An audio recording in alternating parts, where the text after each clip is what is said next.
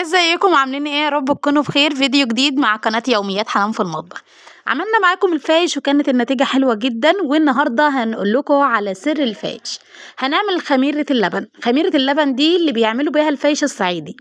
علشان اعمل الخميرة دي لازم يكون معايا ايه؟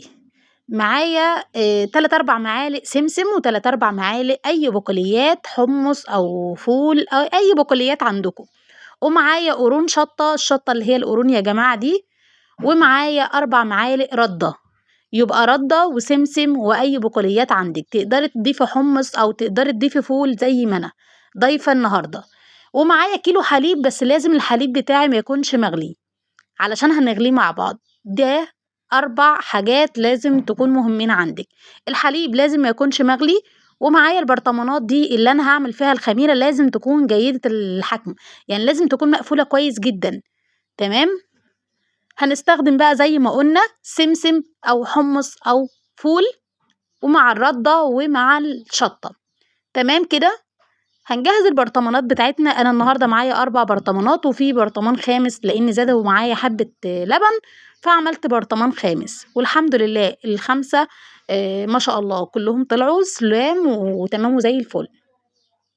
هنجهز البرطمانات بتاعنا كويس جدا، هنكون غسلينهم ومنشفينهم، ولو حابة تعقميهم براحتك. تمام. هنضيف بقى اي بقوليات عندك زي ما قلتلك، حمص او فول. انا عندي فول. تمام.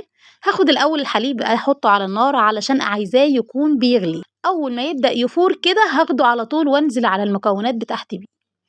هبدأ بقى المكونات بتاعتي هحط في 2 سمسم وفي 2 نوع البقوليات الموجود عندك. انا موجود عندي الفول، فحطيت في كل برطمان معلقة، يعني معلقة فول وعليها معلقة ردة، يبقى كل البرطمانات كده. هحط برضو معلقة سمسم وعليها معلقة الردة.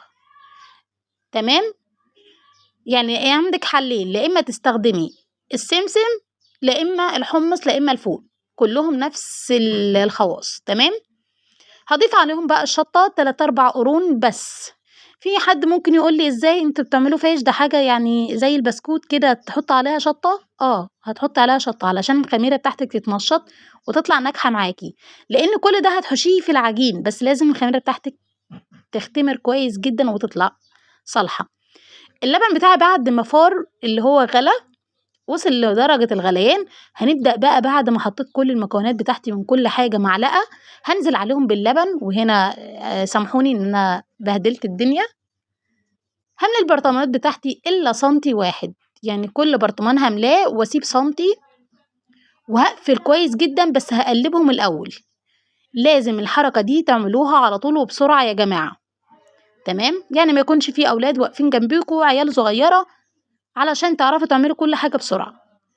بعد ما ضفت معلقة السمسم وعليها معلقة الردة وعليها معلقة الشطة أو 4 قرون شطة، بحط عليها الحليب المغلي اللي أنا لسه غلياه، يعني كان حليب طازة مش مغلي قبل كده، لازم يكون الوش بتاعه موجود. هقفل كويس جدا وهشوف أي مكان دافي، أي مكان يكون دافي ما يكونش فيه تهوئة. تمام. هسيبها بقى 24 ساعة. أنا حطيتهم في طبق كبير مليان ردة وحطيتهم فيه وغطيتهم بقى بحاجة قماشة تقيلة، ولحد ما عدى عليهم تاني يوم. تمام. 24 ساعة جه ما شاء الله. ادي زادوا منا حبة حليب فعملتهم برطمان خامس ما شاء الله. لازم هنا علشان تعرفي ان الخميرة بتاعتك ناجحة لازم يعزل معاكي الحليب اللي انت ضفتيه، لازم يكون كده عزل لوحده. تلاقي مية من تحت وتحت منها البقوليات ومن فوق في طبقة كده سميكة.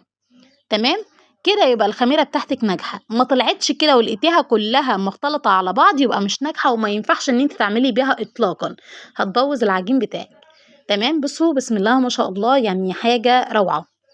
للأمانة أنا كنت أول مرة أعمل الخميرة دي معاكم النهاردة، والحمد لله ال5 اللي أنا عملتهم ما شاء الله كلهم طلعوا ناجحين. هنبدأ بقى في حاجة اسمها مرحلة تخمير ليها أو تنشيط ليها، بيقولوا عليها بنتن الخميرة دي عندنا في الصعيد. تمام. بنجيب حبة من الدقيق، يعني حوالي 2 كيلو دقيق كده، وبضيف عليهم حبة مية وبنزل بالخميرة بتاعتي دي.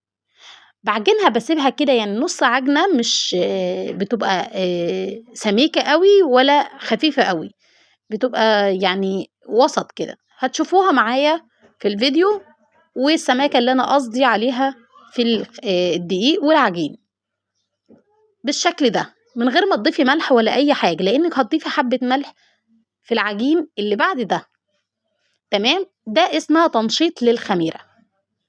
بعد ما اختمرت معايا أو بعد ما طلعت معايا نجحت، هاعمل لها تنشيط قبل ما أعجن بيها المرحلة الأخيرة، تمام، خلاص كده عجنتها بالشكل ده، هاجيب بقى أمسح الحروف كويس جدًا علشان ما تنشفش معايا، وأروح جايبة طبق دقيق وأحطه عليهم من فوق كده أرشه عليها، هاغطيها بالدقيق، تمام، دي حركة مهمة جدًا، تقريبًا كل الصعيد بتعملها ما فيهاش طريقة تانية غير كده، دي الطريقة الأصلية وما فيش غيرها. غطيتها بحبة الدقيق وأحط الغطا بقى بتاع الحلة، وبرضه في مكان دافي، في أوضة كده تلاقوها إن هي دفا، باحطها فيها وباقفل عليها وخلاص، تقدري إن أنتِ تغطيها بأي حاجة.